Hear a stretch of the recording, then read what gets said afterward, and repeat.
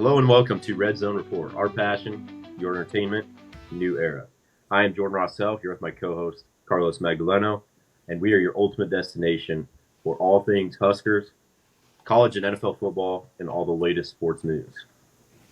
So on this podcast, we're going to give you score predictions, key matchups, hot takes, everything college, NFL, and NFL fantasy every week.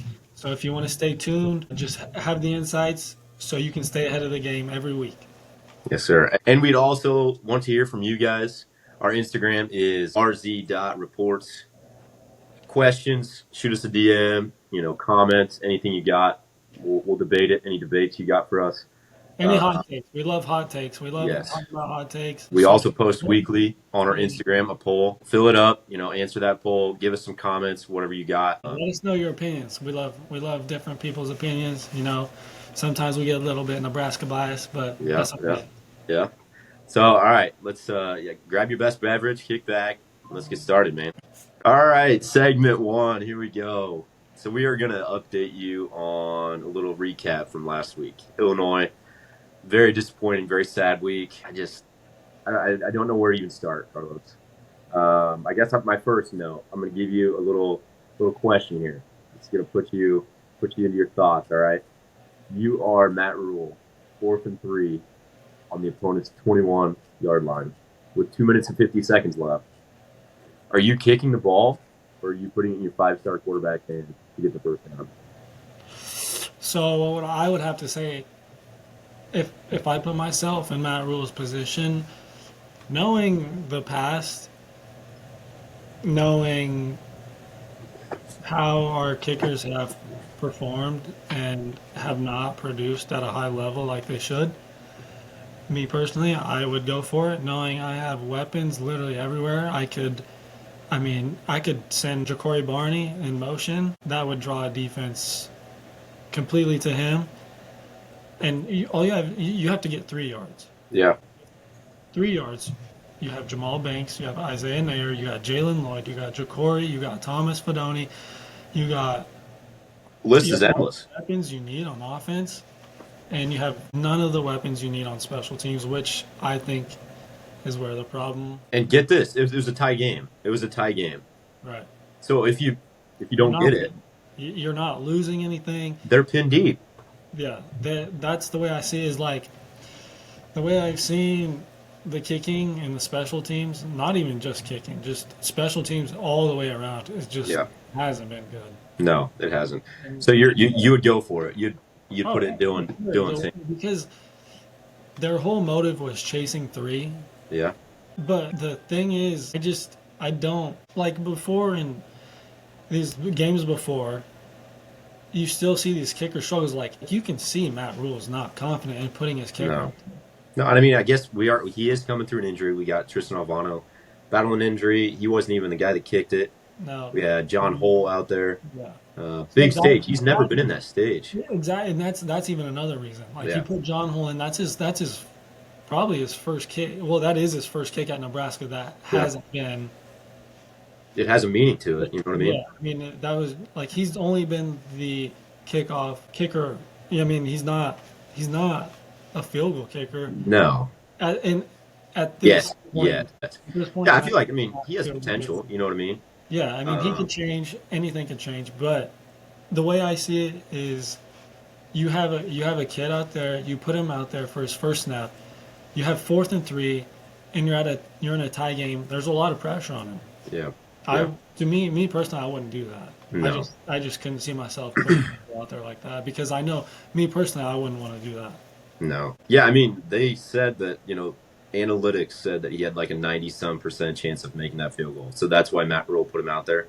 But it's so hard to, go upon those analytics when you know the history that we've had with our field goal and our field goal unit. But I guess, moving into the next part, run versus run, we had 48 yards rushing.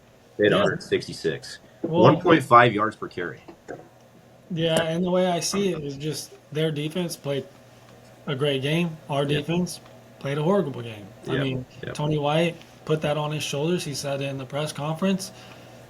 We just simply have to play better than that. We have a 5-star quarterback putting up 24 points as a freshman. We need to We got to help. step up. Yeah, We have to you said help. it.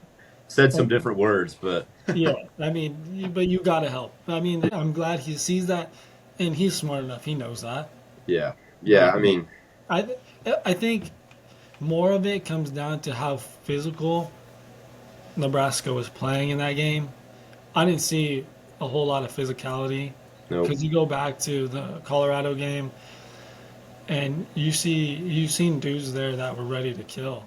Oh You've yeah, seen dudes that were ready to like put their life on the line to win this game because they it meant that much. But playing Colorado, they're not ranked. Yes, it's a rivalry game, but then you're going to play Illinois, yeah. We got complacent. It's just and simple as like that. yeah, it's just you. They got. It's all about how you adjust to winning games. Right.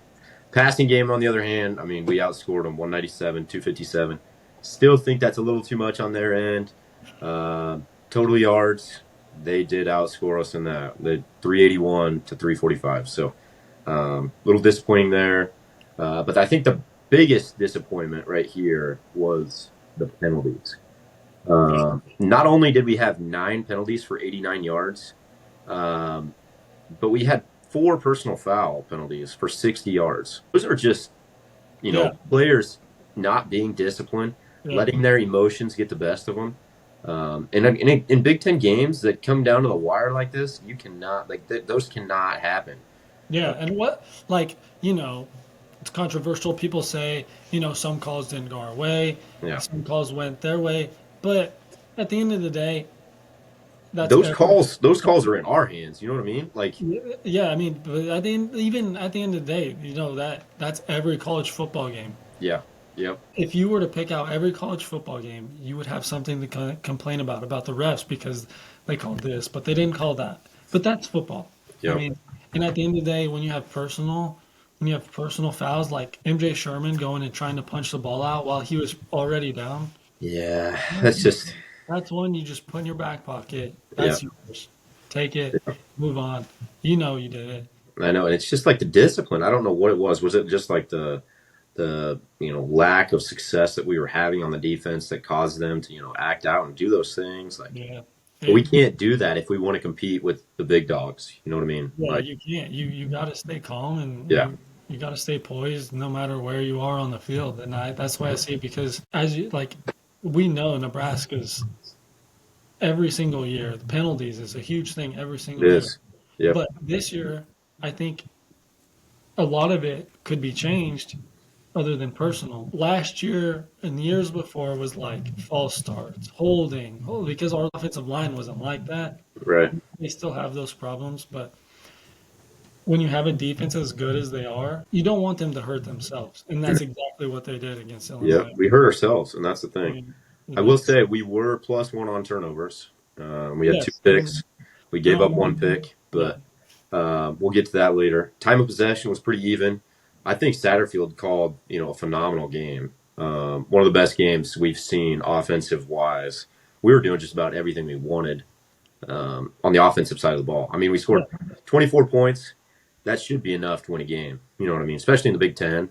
And well, Um, the way I see it is when your defense is averaging 12.8 points on them a yeah, game, yeah, that should win you the game. absolutely.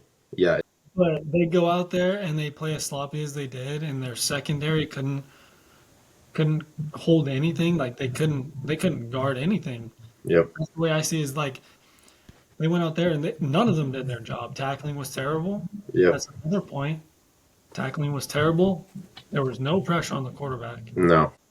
So I think, I mean, to play well in the Big Ten, you have to run the ball well and play defense well.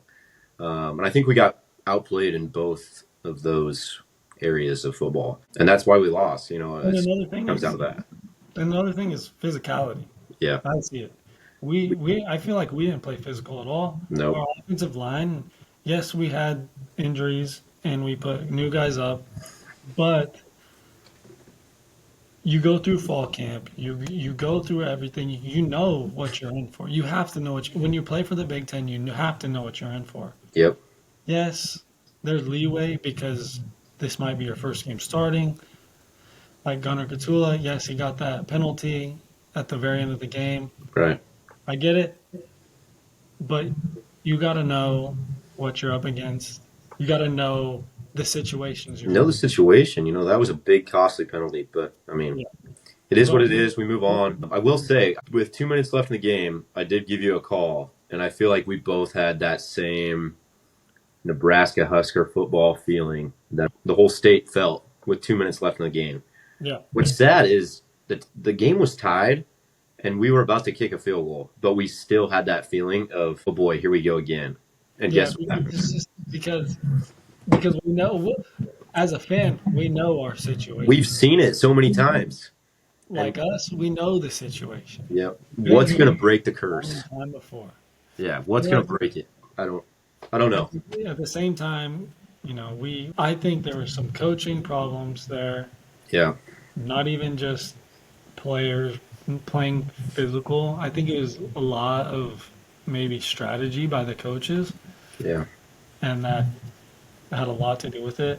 I don't know what is obviously behind the scenes, but the way I seen it is maybe there were some things that the coaches could have done better.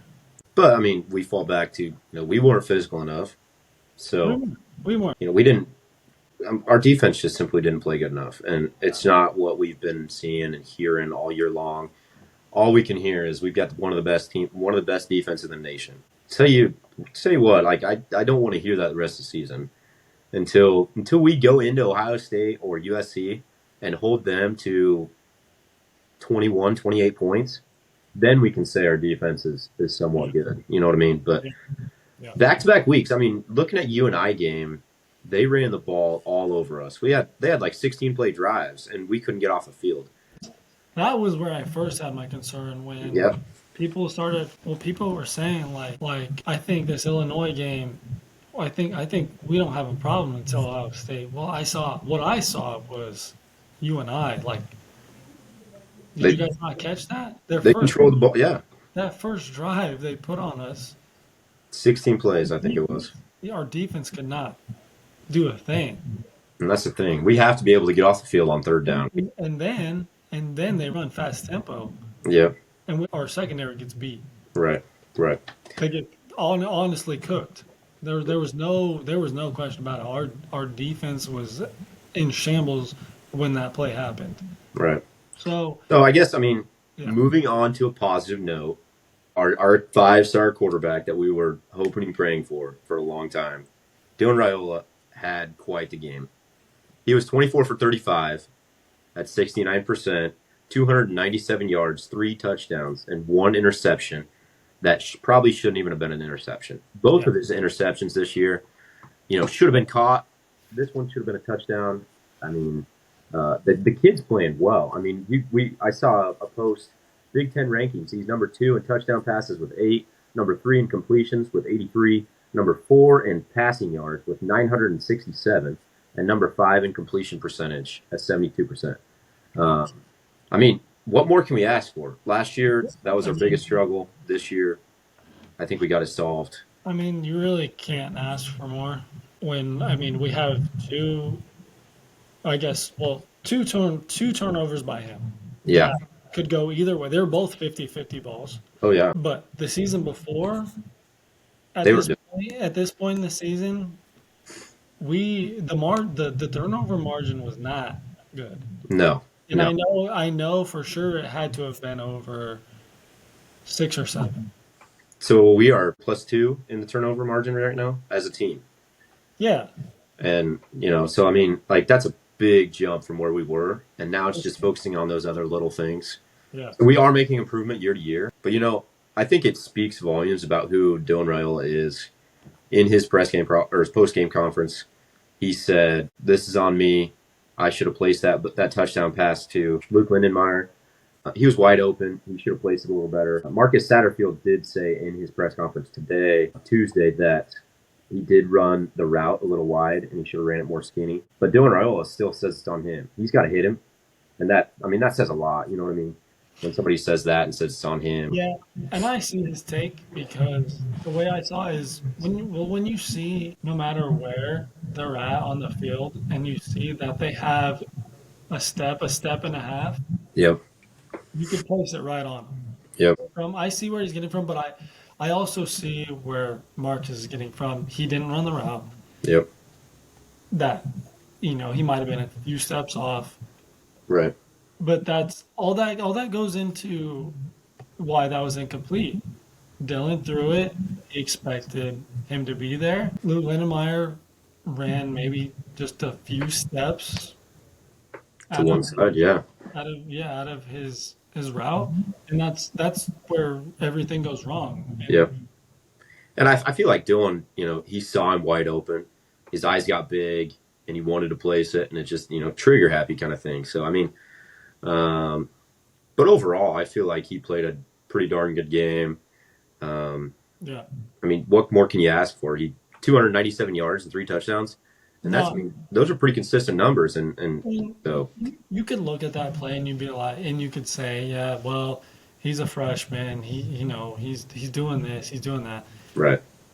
Look at his season already. I He's a know. freshman and he is completely balling. Like if it wasn't for him, not to be biased, this is just coming as just a college football, College football fan. Yeah. just a fanatic.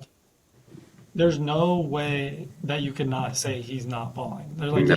he is doing his job. Yep. He's doing exactly what Matt Rule wanted him to do. He's thrown two passes that were interceptions that were both 50-50 balls that Yep. both of them could have come up on our in our way, but Yeah. And I think they just didn't.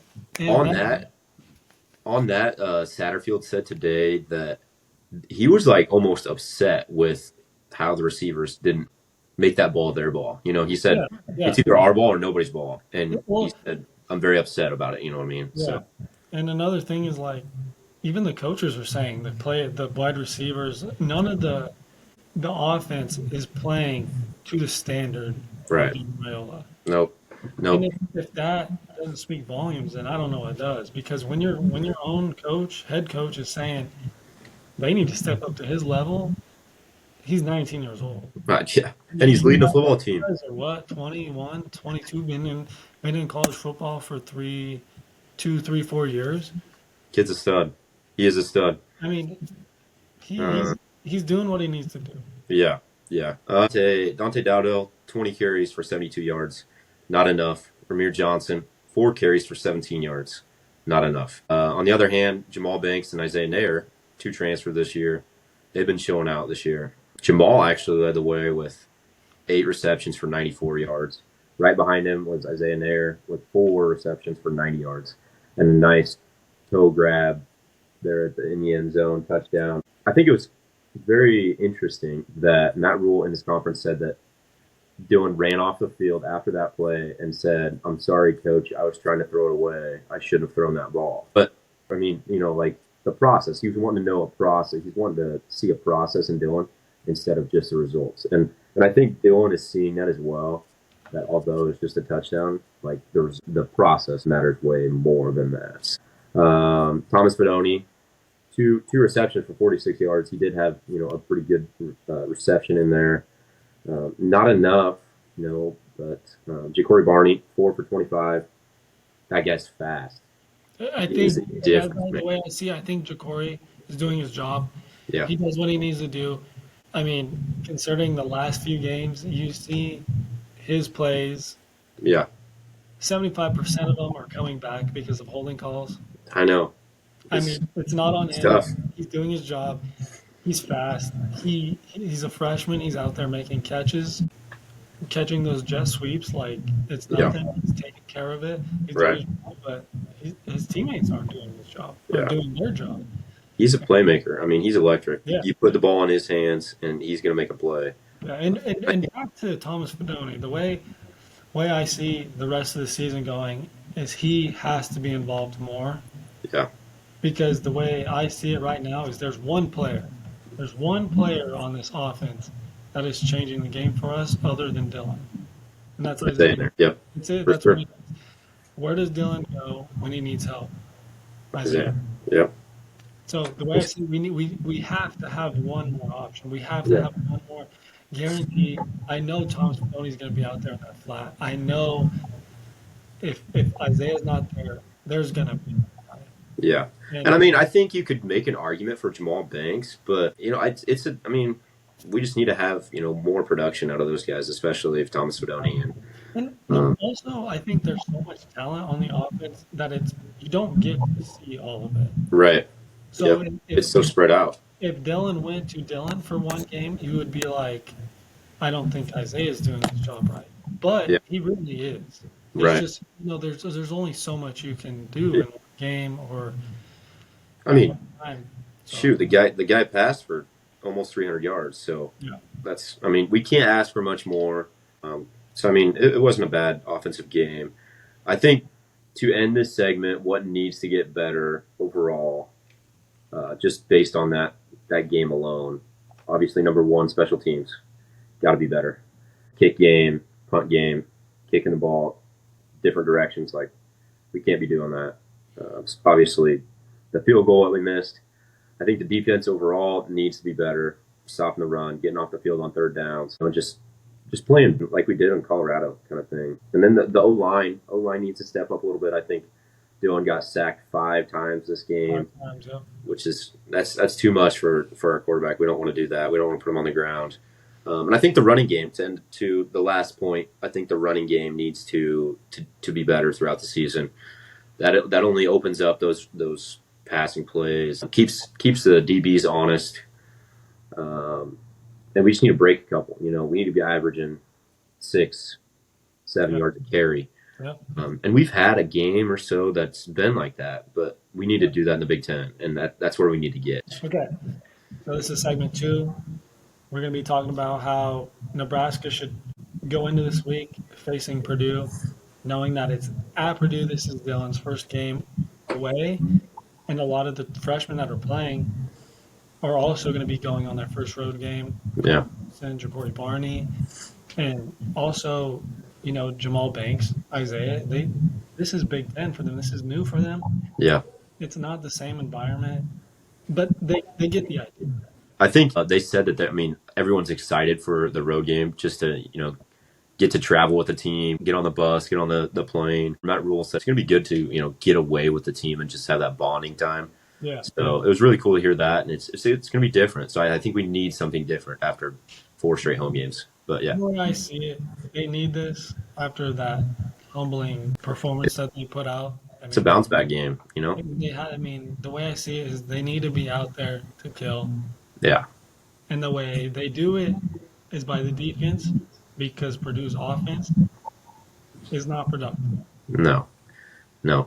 I think Purdue's best part of their game is their defense, and I think we need to use that to our advantage and throw the ball all over them, run the ball all over them, Yeah. respectfully, but we need to put up 40, 50 points. I mean, with the way I see it, is you have to, because Purdue's defense is not being productive this year. No. They Yeah. gave up over 40 some points to Notre Dame. Yeah. They have 0 turnovers this year on defense. They haven't taken the ball away once. And their second leading tackler is one of their DBs. They're ranked 93rd in points for right now, Yeah. averaging 25 points a game. We are ranked 39th. So big difference there. We need to use it, obviously. I will say Purdue's rushing game is ahead of ours, It's been more productive, yeah. knowing that they're 49th, averaging 140 or 183 in rushing yards, and we're averaging 140 at 87th in the nation. I will say Yeah. that is their only advantage that they have on this game. But I think our defense is out for revenge, and they're out to prove something this week. So I just don't think that happens. Right. So obviously that was, skewed a little bit with last game. We were averaging 12.8 points before, and then gave up 31. So that upped that a little bit. But, we got to get that back down to where it needs to be. Yeah, and I think with Tony White, I think he, in the end, he will do that. He will adjust, and I think he will not take it easy on his defense, knowing what happened this last week. Yeah. I mean, their defense does have some studs on that side of the ball, They do. but they have no turnovers. Their defense has no turnovers. Yeah, and I mean, their front is not great. They've only sacked the quarterback 8 times. Yeah, that's I we mean, need we need to just take advantage of that and go. yes. I mean, you have to take advantage of all the trenches you can get. You have to you have to play air raid against this defense. I Oh think yeah, you have to because their secondary is not that. They're not them. They're not. They can't get to the quarterback, obviously. And yeah, when they can't get to the quarterback, and teams are still putting up that many points against them and still averaging that many points per game, is also saying something about their secondary yeah. because I they're mean, giving them plenty of time and they're still giving up that much. yeah. I think So, we need to run the ball early, right. um, Yeah. I keep mean, them honest, and then just throw the ball over the yard. the Big Ten, you always, if you can't run the ball in the Big Ten, you can't win. No, no, You that's just, true. Yeah, yeah, period, period. That's it. So, with that being said, I think you kind of get the gist of the Nebraska Purdue game. We kind of give you like a little bit of insight of what we think could happen and what we think should happen going forward for Nebraska and how they should handle this Purdue team that is not very successful. So, with that being said, I think we should move into the segment three, which is our new segment yeah. in our old podcast that we're bringing in now. It's Give called it to me. 60 and 60. Yes, sir. So this 1660 is our new game that we're gonna play. All right. So it's a quick quiz that Carlos or we're gonna go back and forth. Not back and forth, but he'll go first, I'll go first, whatever. We've got 60 seconds. We're gonna go rapid fire. 6 games in college football. We have to pick the winner. Maybe say a short reason why, but it has to be in 60 seconds. And we're gonna keep a running total throughout the season. See who's projecting the most wins here. So And also let us know what you guys, if you guys predict these games, let us yeah, know what your guys' record is. yeah, We want to know how bad we are, maybe, or yeah. how good we are. We're not no pros, but We're we'll not see. pro. We'll see what we got. We just giving our honest opinions. So first, I will ask.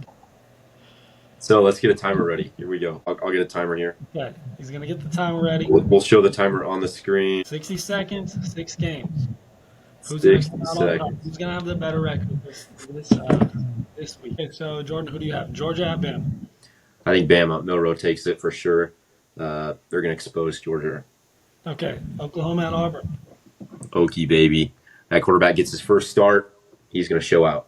Okay, Arkansas at Texas A&M. Arkansas, Texas, and I think Arkansas gives them an upset. I know it's at Texas. Arkansas takes it. I like it. Okay, Washington State at Boise State. Ooh, that's another good one. Heisman candidate from Boise State. He's going to run it. And they're going to win it.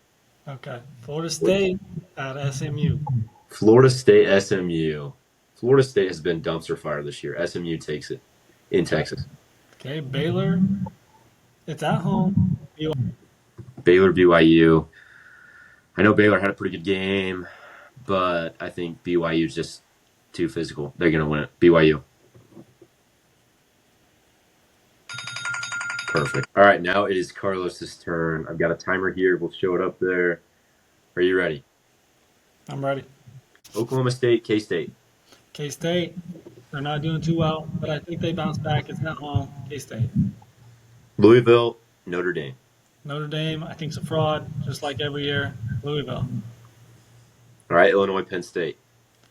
I think Penn State takes it. They got a better overall team. I think so. Arizona, Utah. Arizona, Utah. Arizona's got a high flying offense, but I think Utah's got the better defense. They'll take care of it. Kentucky, Ole Miss. Kentucky, Ole Miss. I'm gonna take the underdogs here and go Kentucky, considering they took Georgia All right, there you go. down to the wire. I take All right, last game, Colorado, UCF. 14 seconds. UCF. UCF's got to take it. It's at home. They're out for revenge. They're out for something here. They're out for something this year. Let's do it. Yes, sir. Yes, sir. We love to hear it. And time. Let's go. All right, so that ends it for segment 3. On to segment 4. We are titling this Studs and Duds. Rapid fire. Carlos, give me your stud and your dud. So for this week, my stud is going to be Ryan Williams, wide receiver. I think he really exposes Malachi Starks Yes, for Georgia. I think as a 17-year-old, he's gonna pop off. Jalen Merrill might have something to prove. I think they take it to him. I think so. I agree with you there. And your And dud? my dud is Ryan Leonard. Ryan Leonard, Yeah, Notre Dame quarterback. Considering Louisville averaging 11 points a game against them, I think those defense takes care of Ryan Leonard in that game. yep, I think so. My stud, I'm going with Oklahoma new starting quarterback, Michael Hawkins Jr. As of this week, As of this week, yeah, just like yesterday. yep. He played well when he came in. Big shock. I didn't expect it. He played well. I think he's going to play well in their first SEC game against Auburn this weekend. They're going to take it to him. I think it'll be a close game, but I feel like they come out with it. They're going to have a lot more energy, although it is at Auburn. So my dud is Garrett Nossmeyer from LSU. They have not been playing well. They're hanging around in games and just, they're squeaking out wins. They're in the top 25. Yes, I get it. But I don't think they're, really what people think they are. So I think he is my dud for sure. Yeah. So with that, moving forward, if you guys like that segment, let us know. I Yeah, think give some feedback. let us know your guys' studs. Let us know who you guys are who's gonna step up to the plate and who's gonna fall back. Who's not gonna really show up. Yeah, that closes it for segment 4. Yep. Moving on to segment 5, we're going to talk about our poll that we put up on our Instagram. Again, rz.report. Go follow it. Follow all of our stuff. Reply to the polls every week. We'll have them out every week. I'm just going to pull that up and see what we got this week. Yeah.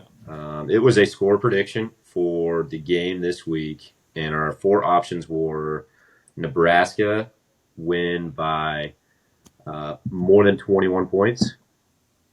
That was option A. Option B, Nebraska win by less than 21 points. Option C was Purdue win by more than 10 points. And option D was Purdue win by less than 10 points. The results that we had were a majority were in that option A, thinking we're going to win by more than 21 points. There were some in the second option to win by less than 21 points. Nobody took Purdue to win. Let's see what you think. What are you thinking here? Which one would you have chose? I think the way I see it is going into this game, it's there. It's a Big Ten game. Purdue's defense doesn't have a lot, Yeah, but I think again, Nebraska has some issues considering Turner Corcoran's out. You got to put Catula in there. You got different players coming in and out. Tommy Hill's yeah. yay. I think it's one less than 21. Less than 21. All right, all right. If not 21 on the mark. I respect it. I think even though the odds have us favored by only 10, which I think is disrespectful, I'm gonna have to go more than 21 points. I think it's a bounce back game. We're gonna play with a lot of energy, a lot of grit, and we're gonna really take it to them. I think early. We'll be up early. I'm calling it now. We'll be up early. I like that. I say we win by 20, 28 points ish. You know what I mean? And I hope we only give up 7, 10, at most 13 points. That's what I think. Yeah, let us know what other comments you guys had on that. Come back next week. Every week we'll be sharing our score predictions, the matchups, key players to watch, and hot takes. So if you want insight, just remember to come back every week. Give you the information you want to hear. And again, we want to hear from you. Share your thoughts, your insights, any questions you guys have. Send us a direct message on Instagram, or respond to our polls with your question. get involved in those polls. Again, our Instagram is rz.reports. rz.reports. Go get it. All right, Thanks for listening again. This is Red Zone Report, our passion, your entertainment. Red Zone out.